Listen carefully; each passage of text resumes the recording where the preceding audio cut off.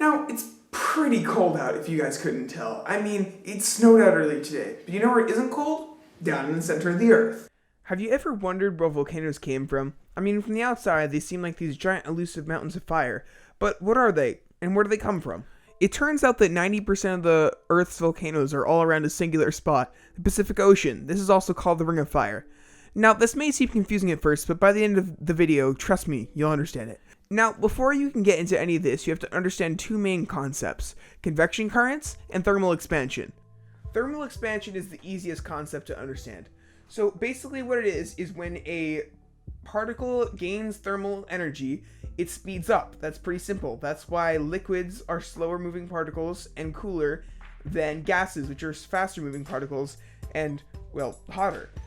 And because they have more thermal energy and they move faster, they can move further apart.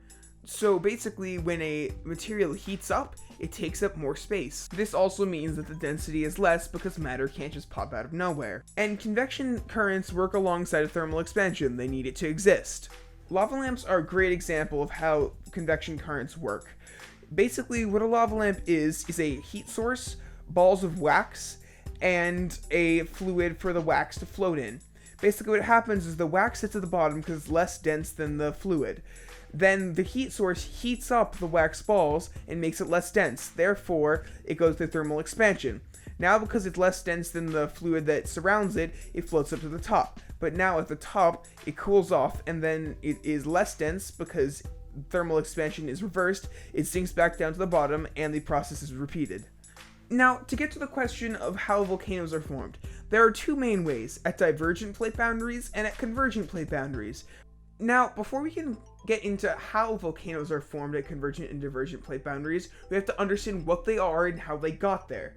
Now, for the sake of simplicity, I'm going to start off with divergent plate boundaries. The magma deep in the mantle has a large amount of thermal energy. Because of this, thermal expansion occurs. The lower density magma begins to rise, much like a hot air balloon or like the convection currents we discussed earlier. At a point, this magma reaches the crust. Since the lower density magma doesn't have much room to expand, the pressure steadily increases. This excess in pressure creates an unbalanced force. Because of Newton's first law, unbalanced forces cause movement, breaking the crust and creating a divergent plate boundary.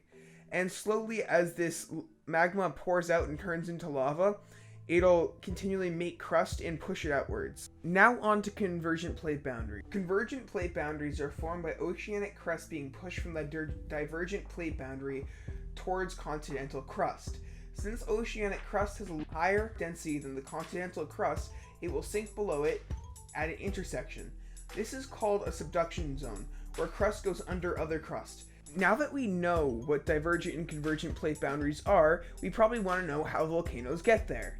Now, before we can know that, we probably want to know what a volcano is. Basically, a volcano is just a mountain or a hill that has magma or lava once it comes out and ash spew out of it every once in a while. Now, the reason that volcanoes form at divergent plate boundaries is pretty simple. Magma from the divergent plate boundaries crack comes out and decompresses into lava. The reason it decompresses into lava is because the surrounding pressure outside of the Earth is a lot less than the pressure on the inside of the Earth. And over time, as the lava is exposed to the elements around it, it goes through an exothermic reaction, making the lava turn into rock. And if water is present around the reaction, it'll go through an endothermic reaction and turn into water vapor. As this reaction repeats itself over and over, it'll slowly build up a mountain called a shield volcano. Now, the way that volcanoes are formed at convergent plate boundaries is quite different. Basically, what happens is that the oceanic plate gets pushed into the continental plate, and since the oceanic plate is more dense, it gets pushed under the continental plate. Now, this oceanic plate gets pushed down deep into the mantle, but because it was formed near water, there's water inside it. And as this rock is superheated to magma, it starts to go through thermal expansion. And on top of that, since there's water inside it, it's even less dense than the surrounding magma. Because of this, convection currents are sped up and it's brought up to the surface even quicker than before. And once it reaches this point, it repeats all the same steps as before. Pressure builds up under the crust, Newton's first law, cracks form, the magma is pushed through the cracks because of the pressure. Once the Magma goes past the surface, it decompresses into lava. This lava then goes through an exothermic reaction because it loses heat to the surrounding environment. Then a shield volcano is formed in the same way as previously explained. Now that you know that information, what are you gonna do with it? I honestly don't care, this is just for a project, but cool. See you guys next time. Luke HMCC out.